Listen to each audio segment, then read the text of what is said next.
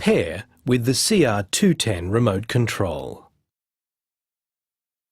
Pairing allows two devices to communicate with each other. Your clinician may have already paired your remote control with your Kanso. If not, you'll need to pair it the first time you use it. Turn on your remote control.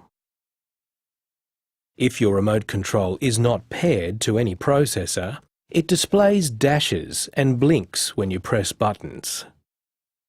Turn on your Kanso in order to pair it with your remote control. They must both be awake and on while pairing. Place the Kanso on the back of your remote control. The remote control will show pairing in progress.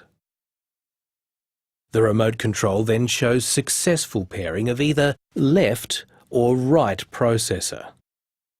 If you have two processors, repeat for your second processor.